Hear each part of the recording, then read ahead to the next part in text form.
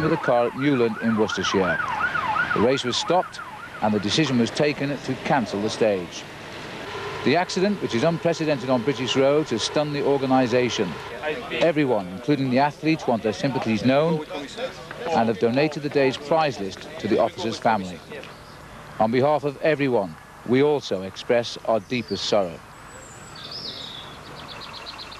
Well, I've been associated with cycle racing on British roads now for more than 30 years, and this is without doubt one of the saddest days I can recall. But while we await a statement from the British cyclist Chris Boardman on behalf of all of the riders, we offer you now this report of the race so far, a race which has been temporarily suspended because of great tragedy.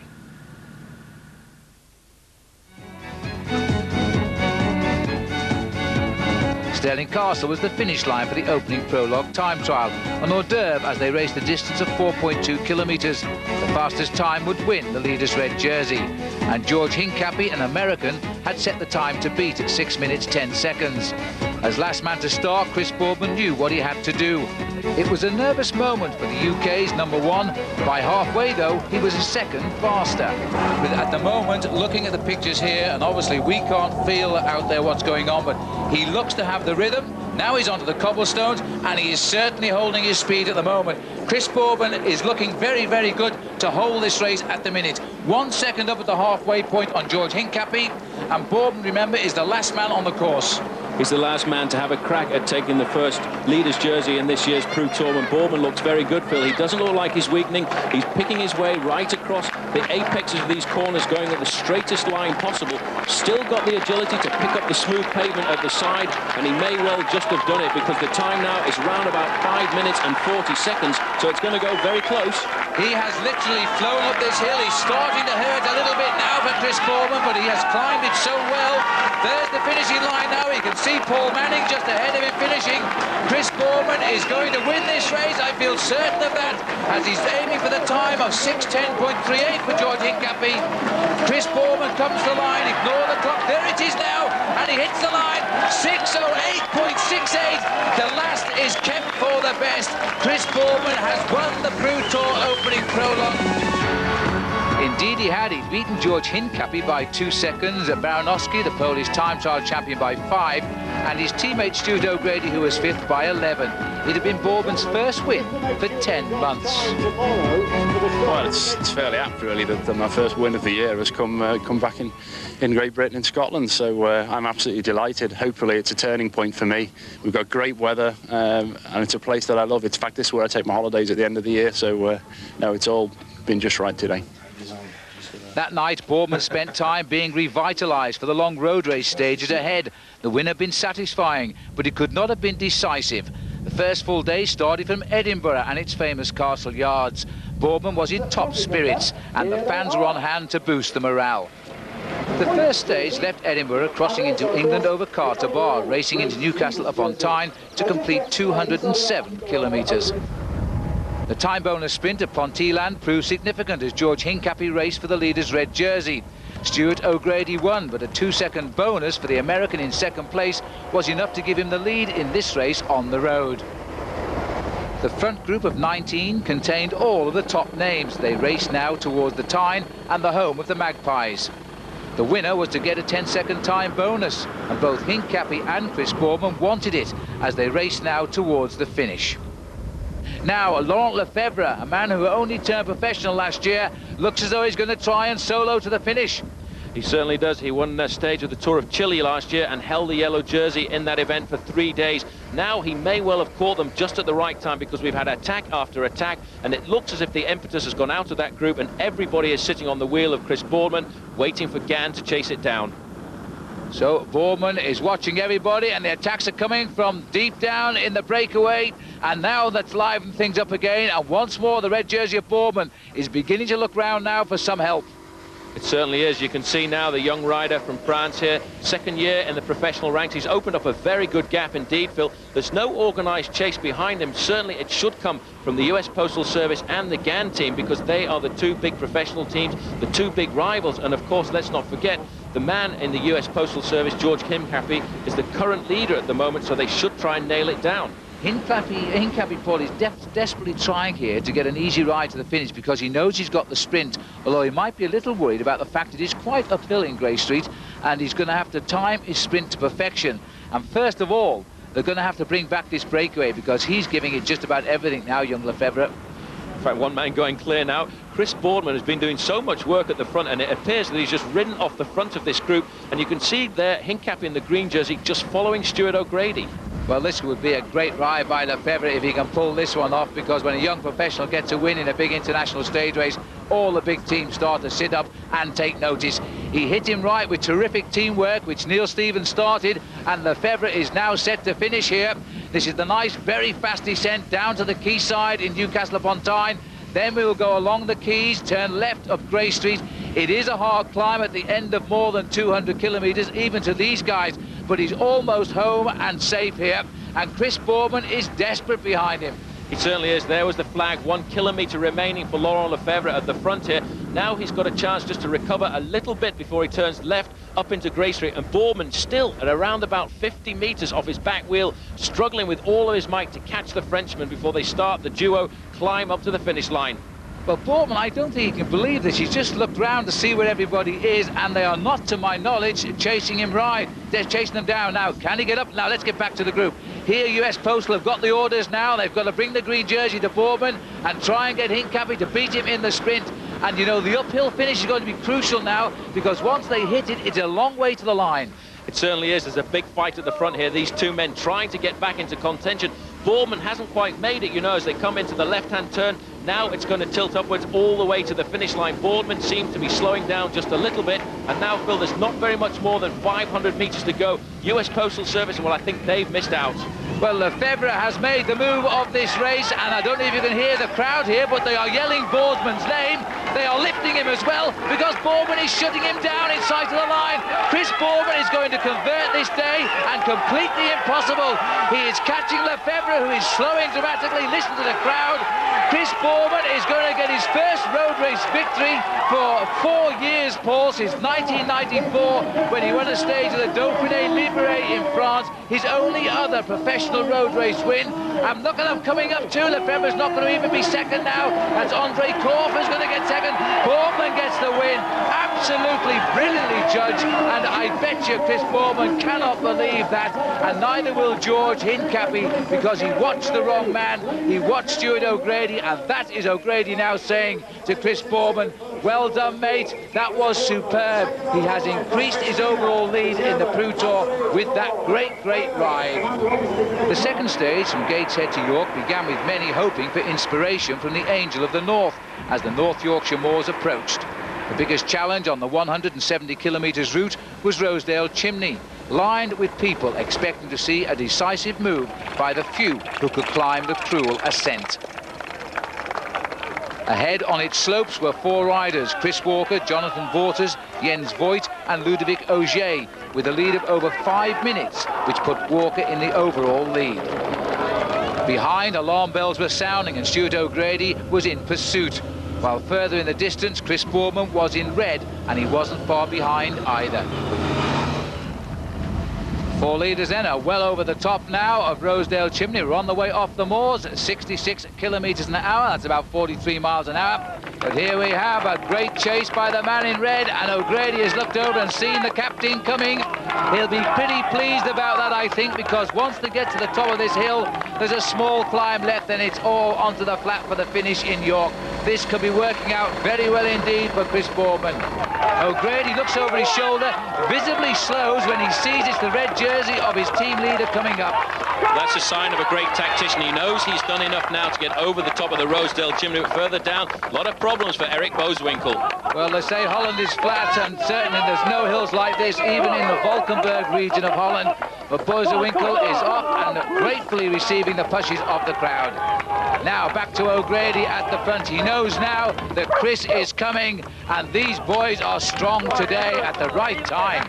They certainly are. In fact, a serious group starting to form here. This is going to be a counter-attack. Stuart O'Grady looking over his shoulder, now waiting for Boardman with Baranowski and Neil Steedmans. This is Rob Hales for the Bright Boys team, and it gives you a chance to see just how difficult it is to get over these climbs here in the Yorkshire Dales. Go on, keep going, keep going, go on! Well, everybody's legs are aching just watching Rob Hales there, but these boys are sprinting to the top now. They are still some distance behind the leaders, but it's O'Grady who goes over the top, followed by Chris Boardman, and being joined by US Postal Rider. That's the gap, Paul. 5 minutes 10, and Chris Walker is still the leader of this race. But the gap was coming down, and with 20 kilometres to go, Boardman's group had caught the leaders. Now there were 8 men in front. While behind, George Hincapie was in a group, also trying to fight back into the picture. Boardman was back in charge, and he spoke with O'Grady to plan the best way to play their final cards on a day which had swung around in their favour. Chris Boardman had told Stuart O'Grady he should try to win the stage. Boardman himself seemed prepared now to sacrifice his red jersey.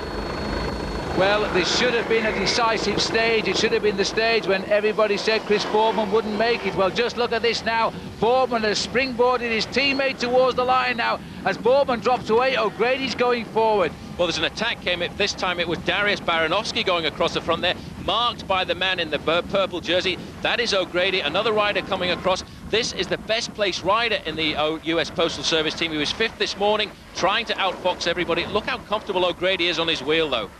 O'Grady has been simply superb today, and he's now, I think he's been told by Chris Boardman, you've got to try and win this, mate, and he's gone forward with the break, and they are going. This is the chase group. You can see the others in the front. This race is going to be ever so close when we get to the line. Well, this is Boardman now leading him round the corner on his wheel. One of the other US Postal Service riders, it must be Bortas, because he's been caught out in the split. Looking up the long straightaway, the leading group now of 5 riders coming together with just 1 kilometre left to go. On the back there, number 11, is the Festina rider, Neil Stevens. Well, we saw Neil Stevens yesterday as we came into Newcastle make an attack for the line, and he's done it again. It is a perfect move, and this again is how he won a stage of the Tour de France. Certainly, as he looks over his shoulder, there's no reaction come from the other 4. It could be the one for Steve-O this afternoon. Everybody loved this rider. The crowd at the finish line would like to see him win. He's such a popular rider. Looking over his shoulders now, Baranowski trying to see just what the reaction is from behind. This could be what Steve-O needs. He's got around about 10 seconds over the 3 riders chasing. So Stevens, in fact, we can see it, has been brought back, so he's been caught, and he must be able to see the line here. Stevens, if we look at the pictures on the left now, and he has been caught by the chase group. Baranowski is in there as well. Jonathan Clay, who rode so well, is on the wheel now. And right at the back of the group is Stuart O'Grady, with the rest of the race chasing them down. This is going to be a tremendous sprint finish, and it looks as though Johnny Clay is going to have a go on the left. He's had a wonderful day. O'Grady's on his wheel, trying to come to the middle, and he's been hooked. Clay has pushed him out to one side, but O'Grady gets through. He gets the bonus of 10 seconds. He is going to be the new leader of the Tour, because clearly there is a time gap back to the rest of the race. Here comes Chris Boardman now. The clock is counting down the gap. 13 seconds it is, and that'll be his deficit now behind Stuart O'Grady tonight. And look at George Hincapie's group. They were right on the back wheel there of Chris Boardman. This race is still a battle of seconds. These guys, well, are they friends or what? Well, it was the 3rd stage win to Gann, and O'Grady now had the leader's jersey, holding a 13 seconds advantage over Boardman. Baranowski was 3rd, and Hincapie was down to 4th. It was a great feeling for the likeable Aussie.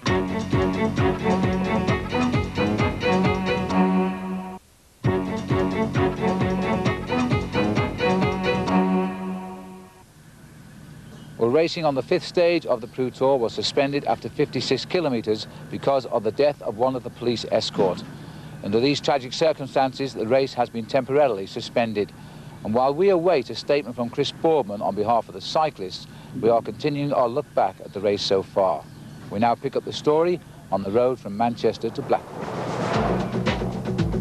3 kilometres into the race, 5 riders go out on the attack. Jens Voigt is there as the guard dog again for the French Gann team.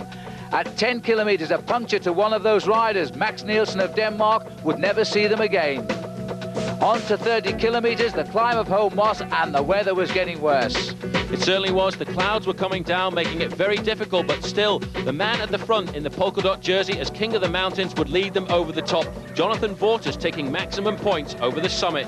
So 12 points for him. Jens Voigt was 2nd, Mark Walsham 3rd, and Guillaume Auger was 4th. The main field were tracking them 1 minute 10 seconds behind. and they were taking it very carefully indeed. After 42 kilometres and a daredevil descent, number 173, Andrea Palouan, joined the leaders, making 5 men once again at the head of affairs. At 46 kilometres, the riders in Huddersfield, and the special sprint for the small time bonuses, Jens Voigt, the leader in this competition, was leaving nothing to chance. He was clear, he got the small bonuses and the points. Mark Walsham was second, Andrea Palouan was third. At 92 kilometres, when the race seemed settled, the leaders went the right way, but the main field made a wrong turn. Somebody had taken an arrow away, and the main field did not know which way to go. They chose the wrong one. Riders now were asking the question, which way was it back to the road? Well, one man who knew what happened was the commissaire, Chris Naylor. He was on the motorbike, he'd seen it all. It appears that somebody has removed the direction arrows prior to our arrival, and then of course with the speed people come in, they didn't know which way to go, so it's a general mistake with spectators probably removing the arrows between the leaders and the peloton. So it wasn't long before the race was back on course, while further ahead on the open highway the police had put up a roadblock. The leaders now had been stopped officially. They would now have to wait until they could reorganise the race start on the road. Jens Voigt didn't look too worried, and neither did the rest of the men. Back in the main field, Neil Stevens on the far right was having a chat. Chris Bourne was explaining to his teammates that the leaders had stopped up front. Now onto the top of Boland, the race was about to resume. The leaders now were still climbing steadily on what was the final climb of the day. The main field now stopped to re-establish the situation, and they were going to be released with an estimated time gap of 6 minutes, Paul. Exactly, that was the time gap when the confusion started, 5 minutes and 45 seconds to be exact. And now what they had to do was get themselves organised, but it was going to be a lot harder for the 5 men in the front because they had been stopped for 30 minutes at the side of the road. And it proved more difficult for those 5 leaders. They were swallowed up on the run into Blackpool as we approached the Pleasure Beach. The field was in full flight, heading for the line. And it looks as though we are going to see, for the first time in the Pro Tour now, a big sprint finish. Certainly a lot of good sprinters in there. The Festina riders riding very close to the front for Andrea Korf. Chris Walker not far away either, but also the GAN men starting to organise themselves, because Stuart O'Grady, the leader, has proved to be one of the fastest sprinters in the event so far. Festina man on the right-hand side, he's done his job. He'll sit up and swing to the back, but it looks as if they've lost a few places there because they're back in 9th and 10th place. Well, still the Bright Boys, and that's a good name for them, isn't it, from Great Britain, sitting on the front. They're now got a little bit of crack down in the centre of the big peloton. This is the left turn. We're now onto the Golden Mile and heading up towards the Big Dipper, and I know all about that as the race comes up now towards the line. Now, this will be a terrific sprint here. John Clay and Matt Illingworth are leading out. They hope Chris Walker, there he is, in 4th place. And also not too far away is the mauve jersey of Jens Voigt. He's looking to pick up now the red jersey of Stuart O'Grady, who's also there. Well, there's the red jersey of O'Grady, and about 8th place there. There's the 1 kilometre banner. Now Johnny Clay really has to bury himself. This is an ideal finish for the sprinters. It's a straight road. You can't make any mistakes, and you've got room to manoeuvre and get into the ideal position to unleash that sprint. Well, this is a fine piece of pacemaking here by Matt Illingworth. He's going to hold them as long as he can, but it takes a bit of holding now as the rush is coming on the left. The big Map boys are making a run. Now, they also have a top sprinter on this event, Jay Sweet from Australia. Neil Stevens on the right of our picture is trying to lead out his big teammate, Andrea Korf of Germany on the Festina squad. Over on the left of our picture now, the GAN team are making a run as well. They are thinking of the red jersey now of Stuart O'Grady, because if he snatches a time bonus here, he will increase his overall lead. So it's the Aussie from Festina now. Stephen who's got the lead here. He's making the run for line very, very early. Look at Stuart O'Grady in that red on the right, and that is Magnus Backstedt in the white jersey on the left for GAN. Now we're opening for the line, and Jay Sweet has appeared. Jay Sweet for Big Matt has appeared just on the back wheel there of Backstedt. Backstedt is coming up for GAN now. Sweet is kicking hard. Jay Sweet is coming up to the line. Sweet will take it. Backstedt second, and I think Stuart O'Grady got 3rd place right on the line. That was a tremendous result if he did. And the photo finish shows he did. O'Grady getting a 4-second time bonus to increase his overall lead. There were no other changes overall, but O'Grady was now 17 seconds ahead of Boardman and 29 ahead of Dariusz Baranowski of the US Postal Team. Before the race had arrived, the Army's top parachute team, the Red Devils, were delivering the leaders' jerseys in style.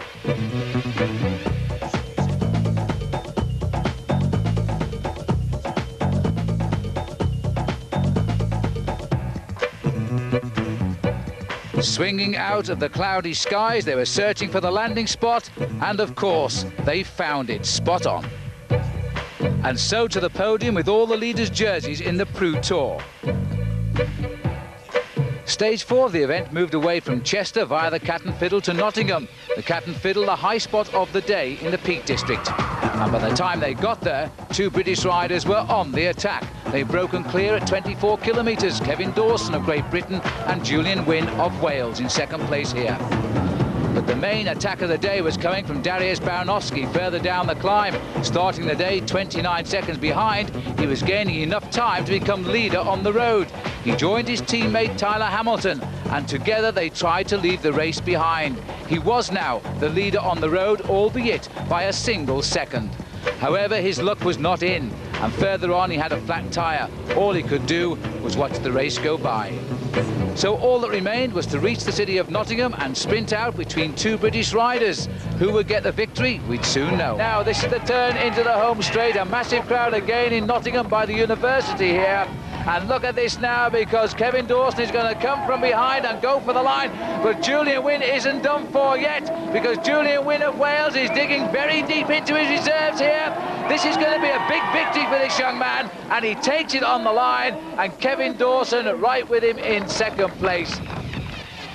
A well-taken win for Julian Wynne of Wales. Kevin Dawson was second. The luckless Baranowski finished in 24th place, but the day belonged to Julian Wynne. Pretty tough to get a win like that. Absolutely brilliant. Made that, mate.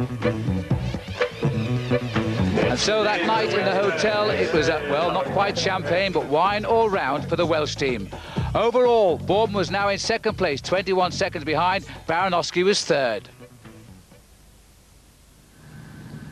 Well, today the 5th stage of the Preux Tour has been cancelled because of the death of an escorting police officer who was travelling 5 minutes ahead of the race. We can now go directly to Chris Boardman, who will speak on behalf of the riders. What happened today was a tragic accident. The race has been fantastic. The police support has been great. Everybody's happy. The riders were as devastated as everybody else. We're quite happy to go along with whatever the organisation wanted to do. This seemed like the right thing to do. We're sorry to have disappointed people who came in to watch the finish, but obviously there was nothing else that we could do. We're involved in a sport that that involves speed, and with any sport that involves speed, there is a certain element of risk, and tragically accidents happen. That's what happened today. Somebody died doing what they wanted to do. We're all here because we want to be here, and it's just a tragic accident. Our condolences to the family. I've been asked to pass that on as the riders' representative, and there's nothing more than we can say. Thank you very much.